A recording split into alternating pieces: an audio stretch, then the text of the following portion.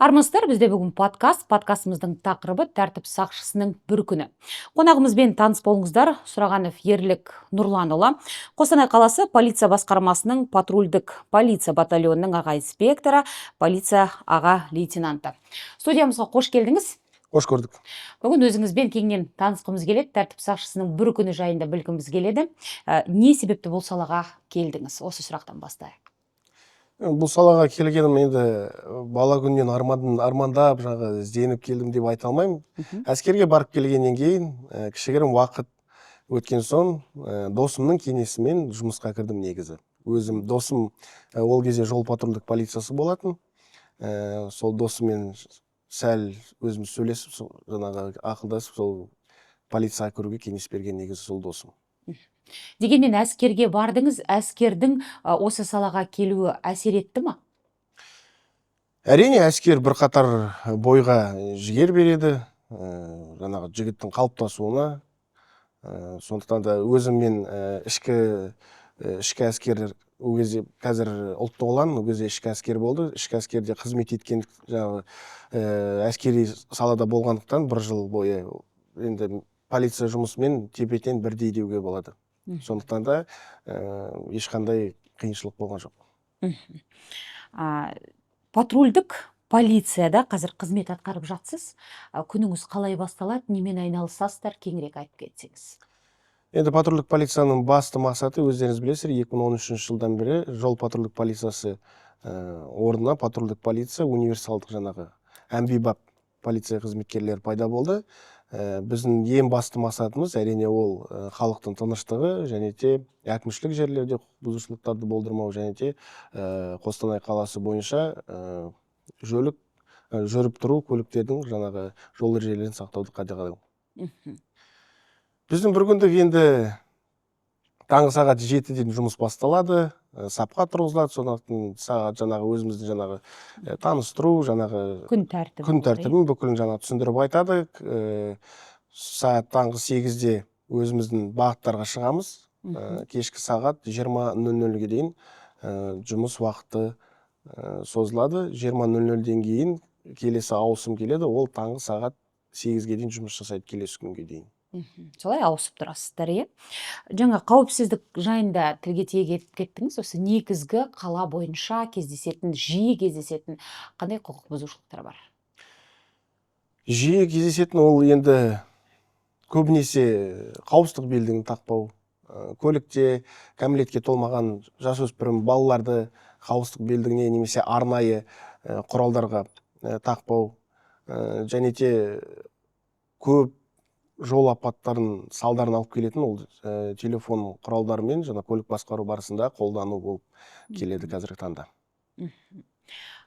Таңнан қара кешке дейін, кештен таң атқанша дейін 2 ауысыммен жұмыс жасаймыз дедіңіз. Осы ауысымдардың жұмыс жасауда айырмашылығы бар ма? Қай жақта жұмыс жасау қиынырақ? Енді күндіз әрине көліктер өте көп. Қалада қазіргі таңда қалада көліктің саны 3 есе өскені бар. Оны да есепте алып кету керек. Ал кешкі ауысымда енді ол көбінесе тұрмыстық хабарламалар, үйдегі жанжал болады. Үй болғаннан кейін ыдыс сылдырламай тұрмайды дейді. Сондықтан тұрмыстық жанжалдар. Кешкі ауысымның енді бір ауыр жері, енді кешкі уақыт, енді өздеріңіз білесіздер, адамның ағзасы шаршайды, адам ұйқысы келеді. Сондықтан түнгі ауысымның бір қиыншылықтары, ауыртпашылығы бұл осы болып табылады. Айырмашылығы өте жоқ. Бәрі бірдей, сол 102-ге келіп түскен хабарламалардың бүкіл күндіз болсын, түн болсын, соның орындап айырмашылығы жоқ қатты. 102-ге келіп түскен хабарландырулардың барлығына бірдей сіздер барып тұрасыздар ма, әлде қалай бұның барлығы шешіледі? Патрульдік полиция, айтып кеткендей, әмбебап полиция болғандықтан 102-ге келіп түскен бүкіл хабарламаға барады. Ол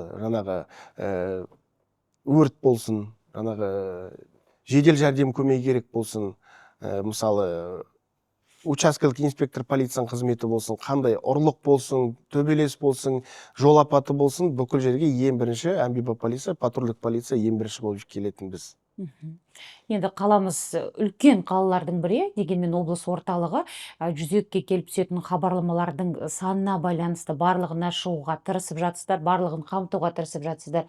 Қызметкерлердің саны жете ма?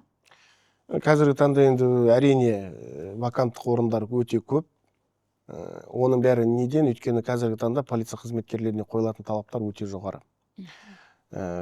Бірден бірі әрине ол денсаулық болсын, жаңағы спорттық, жаңағы не болсын, оқу жағынан болсын, оның бәрі былай тұрғанда ең бастысы, ең ауыр моральдық тұрымда. Өйткені қазіргі таңда өздеріңіз біле білесіздер. Әрине мен ешкімнің жұмысын кеміткім келмейді. Бүкіл жұмыс бірдей ауыр, жеңіл жұмыс жоқ. Бірақ та сонда да өзіңіз білесіз, 24 сағат аяқта болу екінің бірін қолынан келе бермейді. Өйткені қазіргі таңда енді өзіміз достарымызбен отқан кезде, жаңа ойнап күліп жатқан кезде, сендер жас пенсияға шығасыңдар ғой дейді. Сонда бір жағынан өзім ойланып қарасам, неге ол жаста шығады десем, демек адамның ағзасы шынымен де шаршайды екен. Оны да жайдан жай алып келіп қоя салмаған, сол уақытқа келген кезде адамның ағзасы шынымен де шаршайды. Өйткені қазіргі таңда мысалы көбісі қызметкерлер өздерінің бала шағаларын үйін көрмейді, жұмыста жүреді. Кейбір жерде әрине ол сынға түсіп жатады. Бәрі қолдың саусағы бәрі бірдей емес қой. Сондықтан да сынға да қалып жатамыз, мадақтап та жатады, жаңағы рахметтерін айтып, алғыстарын айтып жататын да өте көп жағдайлар болады. Ең бастысы адам психологиялық, моральдық тұрғыда ең ауыр жұмыс. Қаланың тыныштығын үшін жасалып жатқан зор еңбек, бұл. Осы тәжірибеңізде ең қиын қандай бір жағдай туралы айтып бере аласыз? Қиын жағдай дегенде прямо қатты қиналғаным жоқ, Құдайға шүкір, жолым жеңіл, қатты қиналдым деп айта алмаймын. Әрине, ең бастысы мен есімде, ең бірінші сот процесіне барған кезде, жаңағы ең бірінші сот қағырып, жаңағы бүкіл сотта қатысатын кісілерді көріп, сол жерде шамалы бір абдырап қалғаным болды. Одан кейін қатты қиналдым деп айта алмаймын. Дегенмен жұмыстың моральдық тұрғыдан кішкене ауыртпашылығы бар дедіңіз, осы жағын қалай күшейтесіздер? Енді өзімізде жаңағы нелер бар, жаңағы психологтар. Сол кісілер бізбен жұмыс жүргізеді. Әр жұма сайын бізде сабақ өтеді, тренингтер өтеді. Сол сабақтарда кез келген ауыр жағдайларда, экстремалдық жағдайларда, тағы да басқа бір тез шешім қабылдау керек. Сондай сәттер болғанда өзіміз формалап келтіріп, соны қалай шешіп, сосын ол кісі дұрыс шешті ма, соны талқыға салып, бәріміз бір ойды айтып, келесі ойды айтып, сол ортаға санақсына келіп, сол жағдайларды алдын алып, ол жағдай мүмкін болмау да мүмкін, бірақ біз соны алдын алып, өзіміз егер болып қалса, өзімізді қалай ұстау керекпіз, не жасау керекпіз, сондай тренингтерді өткізіп отырамыз. Алдын ала, демек психологиялық дайындықта жүресіздер, шірегер дайындық. Жаңа айтып кеттіңіз, қоғамның тарапынан да сын аз емес, түсінбейтін жағдайлар болып жатады. Осындай жағдайларда қандай әрекет етесіздер? Әрине, біз ең бастысы біздің мақсат ол халықтың қауіпсіздігі, әкімшілік жерлерде, қоғамдық жерлерде адамдар өзінің емін-еркін сезініп, былай айтқанда бойын жазып, ешкімнен қорықпай, ештеңеден қорықпай жүру біздің әрбіріміздің мақсатымыз, бірақ әркім оны өзінше түсінеді.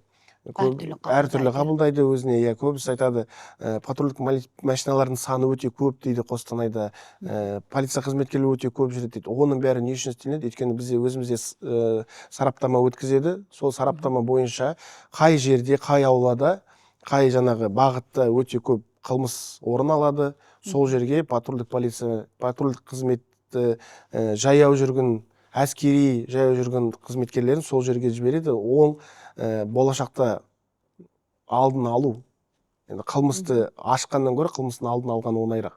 Сондықтан да полиция қызметкерлерінің саны көбейтілетін күндер болады. Демек, сіздер қала бойынша сараптама жүргізіп отырасыздар, қай жақта құқық бұзушылық әрекеттер көп, сол жақта демек сіздердің қызметкерлеріңіз көбірек жүреді. Әрине, дәл солай. Жақсы. Жаңағы жаяу жүргіншілер де бар, сіздердің бақылауларыңызда жүргізушілер де бар. Осы кісілердің тарапынан ең жиі жіберілетін қателіктер немесе құқық бұзушылықтар қандай? Жаяу жүргіншілерді енді бәрімізге бекітілген жерлерден өту керекпіз ғой. Ол кісілер қайтеді, жан-жағына қарайды да өтіп кетеді. Жасы үлкені бар, жасы кішісі бар. Үлкен кісілермен жаңағы тоқтатып сөйлеп, ол кісілерге түсіндіріп, жаңағы енді айтып атамыз ғой. Кейбіреу түсінеді, кейбіреу түсінбейді. Енді біз өз тарапымыздан әрине түсініспеушілік жұмыстарын жүргізген кезде ол кісі егер түсініп тұрса, жағдайды түсіндіріп жатса, әртүрлі жағдай болады.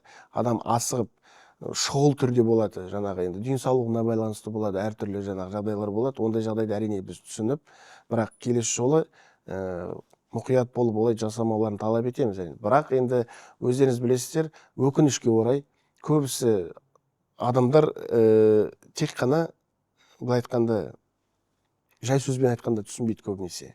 Ерегесіп шығады, қоқандық көрсетеді жаңағы. Сосын және біздің қызметкерлер мәжбүр болады әкімшілік хаттама толтыруға. Әрине біздің жаңағы айтып кеткен басты мақсат бізде әкімшілік хаттама салу емес. Мынау айтады ғой, халық бүкілі дұрыс болса, бәрі тыныш болса, онда ешқандай ненің де керек емес біздің мысалы жұмысымыз. Жалпы осы жол көлік оқиғаларын немесе құқық бұзушылықтарды азайту үшін жалпы халыққа қандай кеңес берер едіңіз? Ең бастысы асықпау. Көлікті басқарып келе жатқан кезде ең бастысы асықпау, абдырамау. Бөгде заттарға жаңағы ұялы телефон болсын, немесе жаңағы көлікте сізбен бірге келе жатқан жолаушыңыз болсын, сол кісілерге жаңағы алаңдамау.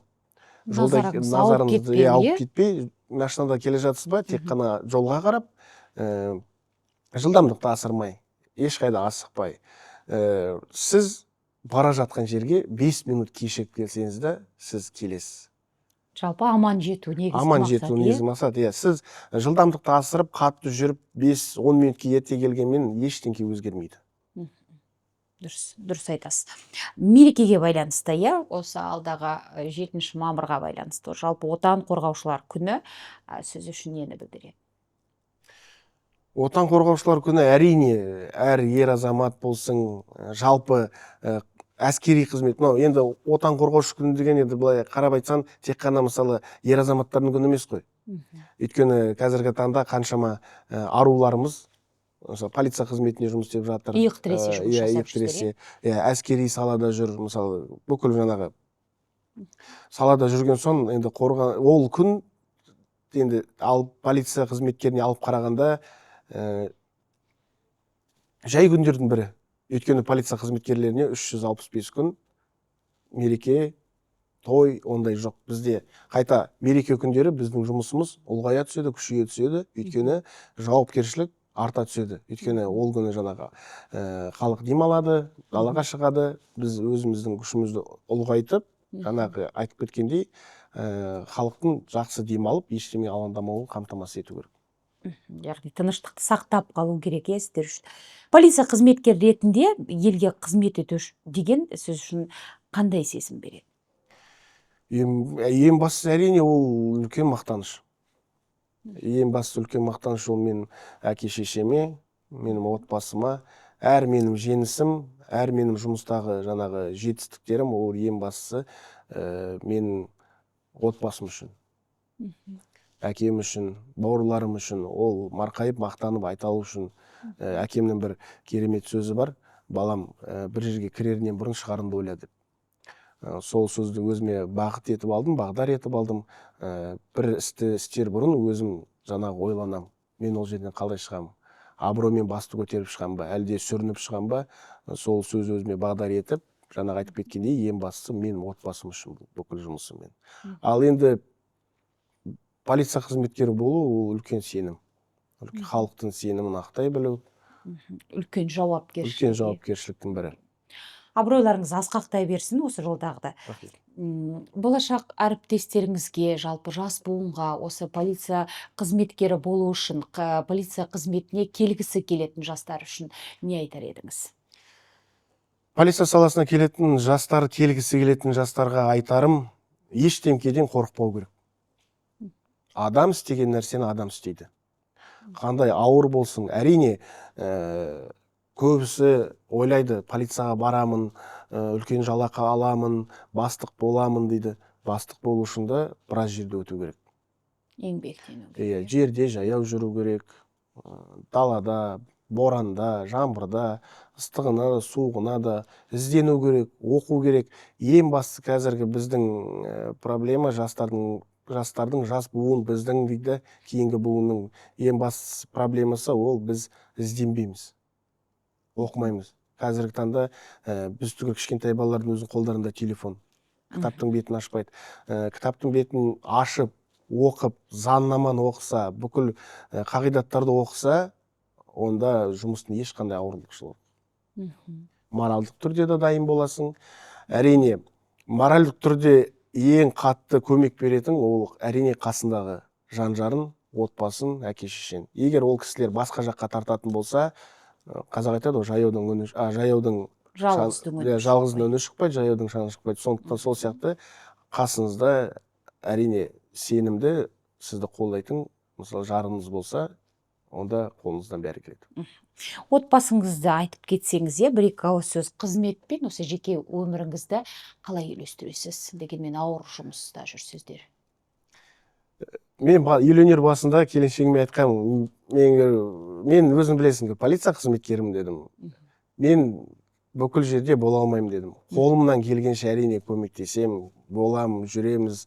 Бірақ өзің білесің, бір ұялы телефонның бір қоңырауы, мен кейіннен жұмысқа кетем. Мен кеткенде олар ұйықтап жатады.